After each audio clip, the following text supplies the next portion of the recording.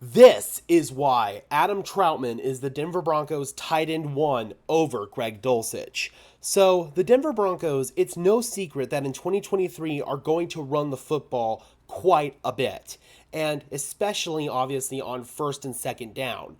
Whenever this happens, you need people who you can depend on to clear those holes and clear those lanes and really be an impact contributor as a run blocker. Well, let me tell you what, folks. Adam Troutman sure as hell is that. He was brought in here from the New Orleans Saints via a trade on draft day, and this is really going to showcase why Adam Troutman was not only brought in, but also named the first string tight end. So this play is going to showcase what really separates Adam Troutman from Greg Dulcich. This is going to be just an insane combo block from Troutman. Here he is right here. So what he's going to do is he's going to climb right here and first fake as if he's going to block this guy right here, this interior defensive lineman. But that's only a bluff because then Troutman is going to come back up here to the second level and absolutely annihilate this linebacker. I mean, just watch this rep, dude. This is absolutely insane. See, so first right there, Troutman shoves that little block right there to number 94, and then he comes off of it. First, he rides 94 back a little bit. Then he comes off of it and gets to the second level and blocks this linebacker. And look at the magic carpet ride he's going to take this linebacker on. He pushes him back a good 4 or 5 yards. And that helps spring Samaje Perine free. So these kind of reps right here are really to showcase why Adam Troutman is tight end one. He showcases just the raw strength and physicality right there. And that's just really what separates him from Greg Dulcich, as you can see here on this next play. And like this play showcases, man, it's not like Greg Dulcich isn't going to put forth a strong effort as a blocker. It's just he doesn't have the raw ass-kicking, mauling strength that Adam Troutman does as a blocker. So this is going to be a handoff here, obviously, and you can see that Greg Dulcich, who's right here, he engages with the defender, but he doesn't have a good anchor or a good base at all. You want him to almost dip underneath and use his hips and his core here just to kind of drive, and you want him to stay anchored, and he doesn't do that.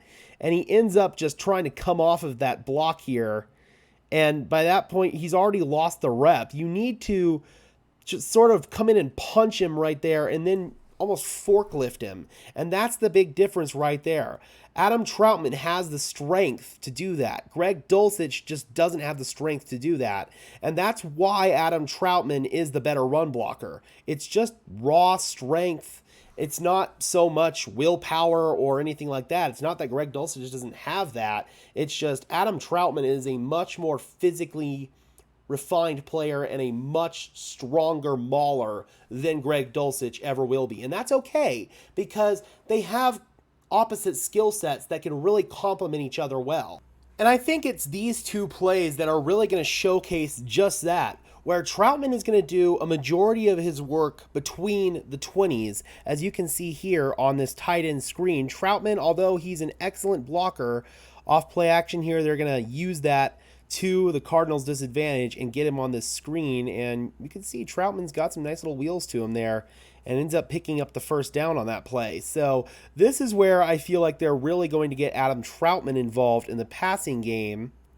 And then here, where it's going to be third down, although it's just outside the red zone, Greg Dulcich will be used highly in these third down and in red zone situations. So here, he's going to be running this shallow crossing route. Now, we broke down on this play what went wrong here in my Russell Wilson film study. I feel like Russell Wilson was expecting Jerry Jeudy to run a hot route in order to convert the first down, and he doesn't do that. But you can certainly make the argument absolutely that Greg Dulcich should have been his secondary read here, but I feel like Wilson just again wasn't on the same page with Jeudy, and he was expecting a hot route, and then it was a little bit too late by the time he would have had to come underneath here to Dulcich. So we broke down that play already, but this is where Greg Dulcich can absolutely make an impact here, is third down and red zone. So this is where, again, Greg Dulcich and Adam Troutman are really going to complement each other. And just because Adam Troutman is listed as the quote tight end one, that doesn't mean he's going to get the lion's share of the pass catches. In fact,